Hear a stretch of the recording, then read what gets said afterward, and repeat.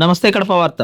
మానవుడు తమ దైనందిన కార్యక్రమాల్లో చెడు పనులు చేసినా చూసినా తమ శక్తిని కోల్పోయే అవకాశం ఉంది. సహజంగానే మానవుడు ఈ శక్తిని కోల్పోయినప్పుడు రోగాల బారిన పడే అవకాశం ఉంది. శక్తిని తిరిగి తెచ్చుకున్నప్పుడు మాత్రమే రోగాలు తగ్గే అవకాశం ఉంది. శక్తిని మనకు అందించడానికి ఏర్పడిన శక్తి క్షేత్రాలే దేవాలయాలు. మన పూర్వీకులు దేవాలయాలతో ఎంతో అనుబంధం ఏర్పరచుకున్నారు. అందుకే పూర్వకాలంలో మానవుడు రోగాల బారిన పడడం చాలా అరుదు. ప్రస్తుత ఆధునిక యుగంలో ఉచిత యోగా ద్వారా అందరినీ ఆరోగ్యవంతులుగా తీర్చిదిద్ది ఆధ్యాత్మిక విజ్ఞాన యాత్రల ద్వారా మరెంతో శక్తివంతులుగా తీర్చిదిద్దడానికి యోగా సెంటర్ వ్యవస్థాపకులు అయ్యవార్ రెడ్డి నడుం కట్టారు. సంవత్సరంలో 4 మార్లు ఇలాంటి ఆధ్యాత్మిక యాత్రలకు అందరూ యోగా కుటుంబ సభ్యులతో కలిసి వెళ్లడం జరుగుతోంది.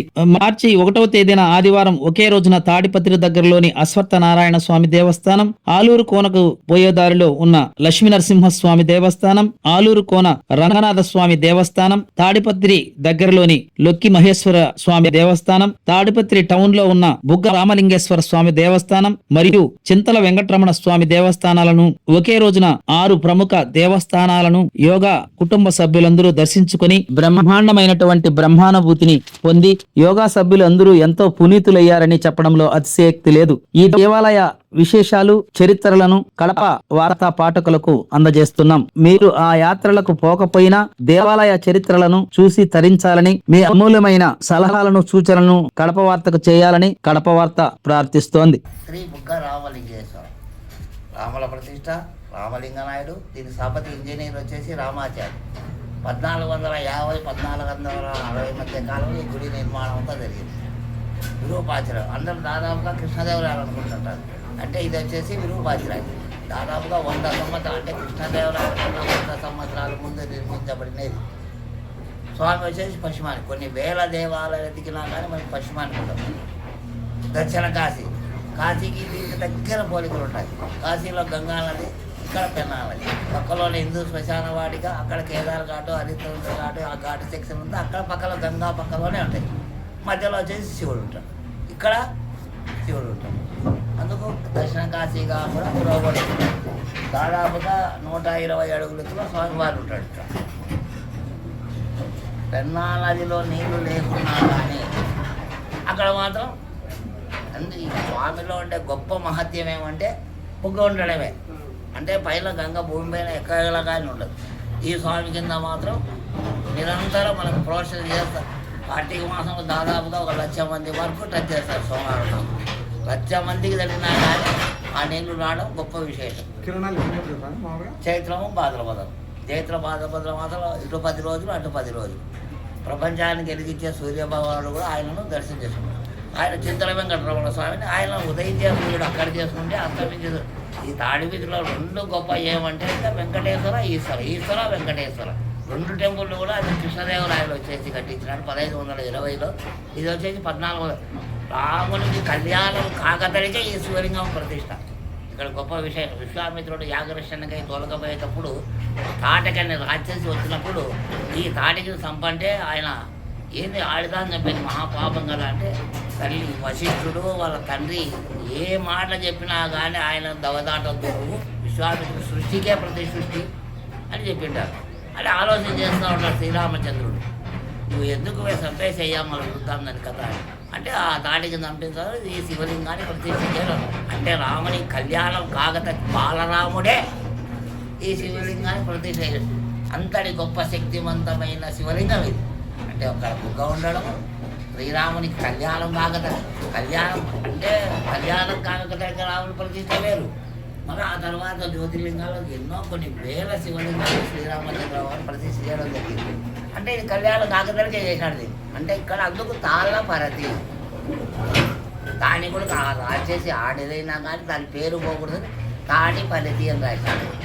మళ్ళీ కొన్నాళ్ళకు తాళ్ళ పరతి రాశాడు. ఇప్పుడు మన కర్ణాటకలో ఉండడంలో తాండ్రిపత్రిక రాశాడు. ఇప్పుడు తాడిపత్రిక దాదాపుగా 5 రకాలుగా ఈ పేర్లు మార్చడం జరిగింది. పల్నాడు స్టేట్లో కర్ణాటకలో ఉండేది, ఇది కూడా కర్ణాటకలో ఉండేది. కర్ణాటక నుండి విడిపోయిన తర్వాత వచ్చేసి మనకు రాయలసీమలో వచ్చేసి అందుకు తాడిపత్రి అన్నది. తాళ్ళపత్రి తాండ్రిపర్తి, కర్ణాటక తాండ్రిపర్తి అలా చేయడం. రామలింగేశ్వరంలో ఉన్న మహత్యం ఏమంటే అక్కడ కింద బుగ్గ ఉండడమే. బుగ్గ అంటే నీరు, రామ అంటే రాముల ప్రతిష్ట, లింగేశ్వర ఈశ్వర శ్రీ బుగ్గరామలింగేశ్వర స్వామిగా ఇలా పిలువబడుతుంటాడు. ప్రతి సంవత్సరం కార్తీక మాసంలో కానీ మహాశివరాత్రి కానీ అద్భుతమైనగా అంటే ఈ రాయలసీమలో ఒక గొప్పగా ఇక్కడ పూజాది కార్యక్రమాలు కానీ జరుగుతూ ఉంటాయి. అందుకు శ్రీ బుగ్గరామలింగేశ్వర స్వామిలో ఉండే గొప్పతనం అదే అని ముందు కావాలి. అంటే శివుని కన్నా ముందు ఈయన మనకు దర్శనం ఇవ్వడం జరుగుతుంది. క్షేత్రపాలకుడు వీరభద్రుడు, అల్లాడుపల్లె, దీవగుంట నంద్యాల దగ్గర ఒకటి, దీవగుంట పొద్దుటూరు దగ్గర అల్లాడుపల్లె, రాయచోటి అద్భుతమైన వీరభద్రుడు. అల్లాడుపల్లె వీరభద్రుడు స్వయానం వీర బ్రహ్మేంద్ర స్వామి ప్రతిష్ఠ చేసిన వీరభద్ర స్వామి. చిన్న అంత కొయిలకుంటలో నదిలో వదిలిపెట్టడం జరిగింది. ఆయన అక్కడ తర్వాత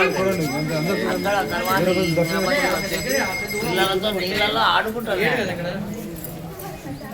పెడతాం నైవేద్యం పెట్టిన సగభాగం వచ్చేసి ఈయనకు అర్పించడం జరుగుతుంది. ఈ పరమేశ్వరుడే స్వయాన తానకు చెప్పిన విధి అంతటి గొప్ప ప్రాధాన్యత. అందుకే శివాలయంలో ఈ చండీ ప్రదర్శన కూడా అంటారు. ఆ చండీ ప్రదర్శనలో ఈయనకు గొప్పగా ఇచ్చిన దాత వచ్చేసి పరమేశ్వరుడు. అంటే 50% ప్రసాదం స్వామికి ఇస్తారు. స్వామికి సగం అంటే మనం తీసుకుపోయే దాంట్లో సగం కనీసం అంటే చూపించండి ఆయనకు, నేను తీసుకుపోతున్నా మీ స్వామి ప్రసాదం. తండ్రిని పాదాలు అంటే రోజు ఇలా ఆవులు ఉండేటివి ఆ పొలాలలో. ఒక ఊర్లో పొలాలు ఉంటే ఆ పొలాలలో ఈ ఆవులు కాంచి ఒక పశువుల కాపలు వచ్చి ఆవులు కొడతా ఉంటాడు. కొడతాంటే ఆవులు ఇట్లా కొట్టకూడదు, అయ్యే మనకు గోమాతలు, అయ్యే మనకు ప్రాణదాతలు అని ఆయన దండించడం జరుగుతుంది. దండించాక ఈ ఆవులన్నీ కూడా నేనే కాస్తానని ఈ చండేశ్వరుడు వచ్చేసి ఆవులు కాయడం మొదలుపెట్టినాడు. కొట్టిన వచ్చిన పాలల్లా శివునికి కావాలని ఆ పాలను తీసుకుపోయి ఆ శివలింగం మీద పోస్తాడు. ఊర్లో వాళ్ళు వచ్చేసి కంప్లైంట్ చేసేస్తారు. కంప్లైంట్ చేస్తానే ఏమయ్యా మీ కొడుకు ఇట్లా చేస్తున్నాడు, పాలన్నీ ఒక మందలు కావాల్సింటే పోయి ఆ గుండు మీద పోతున్నాడు అని. అప్పుడు వాళ్ళ తండ్రి గారు ఆగ్రహించి ఆ పాలను కాళ్ళతో తనలో జరుగుతుంది. అప్పుడు పరమేశ్వరునికి సమర్పించే పాలను కాలుతో తందామని ఆ కాళ్ళు నరకడం జరిగింది. అప్పుడు ఆ పరమేశ్వరుడు వచ్చి పరమేశ్వరుడు వరం ఇచ్చి ఆయనకు చండేశ్వరునిగా తన స్థానంలో ఏ గుడిలో అయినా ఒక స్థానాన్ని కల్పించడం జరిగింది. అందుకే ఎక్కువ శివ ధ్యాన పరుడు అంటారు ఈయనను.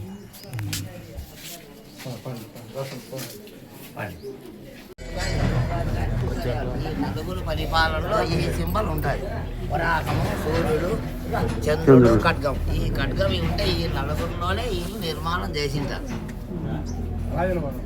రాయల వారి పరిపాలన నలుగురు: నరసింహరాయలు, మల్లికార్జునరాయలు, విరూపాక్షరాయలు, కృష్ణదేవరాయలు.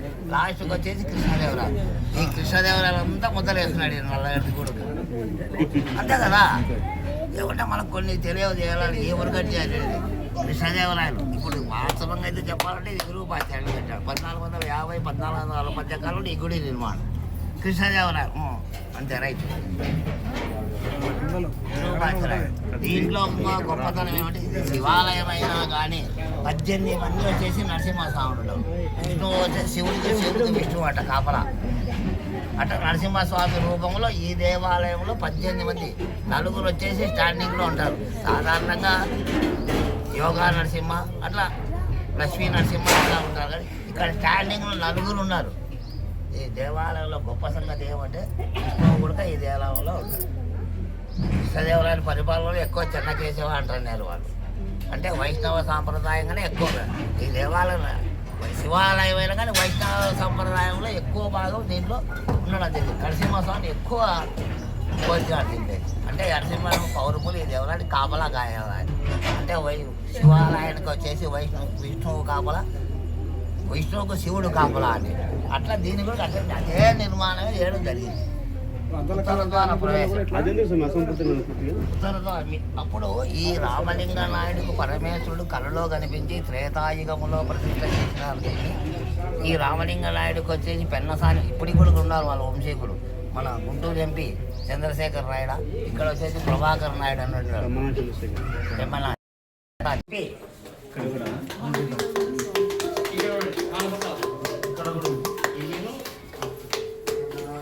ఐదు పద్మాలు ఉంటాయి. పద్మాలు 5, అదంతా 3 గిట్లతో తయారైపోతాయి. ఇది వచ్చేసి ఇది ఒక గిట్ల. 1930లో దీన్ని లాక్ చేయడం జరిగింది. ఇలా ఇట్లా తిప్పితే తిరిగేది. 1930లో భారత పురావస్తు శాఖ తీసుకున్నాక దీన్ని లాక్ చేయడం జరిగింది. ఎందుకంటే దీన్ని కొన్ని 600 సంవత్సరాలు అదే ఇక్కడ వరకు ఇక్కడ బిట్టుగా మన కాలం సపరేట్గా ఆ బిట్ అంతా ఇట్లా తిప్పితే తిరుగుతూ ఉంటుంది. దాన్ని లాక్ చేయడం జరిగింది 1930లో. దీనికి ఉండబడిన కింద కొన్ని సంబంధించి ఎంతమంది వేల మంది తిప్పి సంబంధించిన ర్యాడ్కి సంబంధించి అరిగిపోయి ఉంటుంది. ఏదైనా ప్రమాదం జరగవచ్చు మందికి పడితే దాని అందుకే ఈ పురావస్తు శాఖ వచ్చి దీన్ని లాక్ చేయడం జరిగింది. 1930లో ఈ భారత పురావస్తు శాఖ దీన్ని రచనలోకి తీసుకుంది. చూసేదానికి చిన్నదే అంటారు బొమ్మ. రామాచార్యలో ఉండబడిన గొప్పతనం అదే. చిన్న దాంట్లోనే మహాశక్తి. చూడు ఒక ఆడాయమకు వచ్చేసి కాళ్ళు ముళ్ళు తీస్తా ఉన్నాడు. అతన్ని తలపైన చెయ్యి పెట్టి నిదానంగా తీరా ముళ్ళు గుచ్చుకుని ఇంత భారం తీసుకొని మనము అంత చిన్న చిన్న పచ్చులపైకి వేస్తున్నావు నువ్వు రాణి వేయించుకొని అవి ఎంత బాధపడతాయి. నువ్వు చిన్న కాళ్ళకి దానికి నా తలపైన చెయ్యి పెట్టి నువ్వు తీస్తావన్నావు బాధపడతావు. నువ్వు వేసే భారానికి రెక్కలో దూరి అవతలికి పోతా ఉంటే అయ్యంత బాధపడతాయి అని అప్పటి నుంచి పక్షులను వేటాడరాదు శాసనం చేయడం జరిగింది ఆయన ఒక రాణి. అలా మనకు నీతి అనేది ఒక రామాచార్యలోనే కొన్ని పదాలు అక్కడ అంతే. మనకు సంస్కృతిలో అద్భుతమైన శక్తివంతమైన ఉన్నాయి మనకు.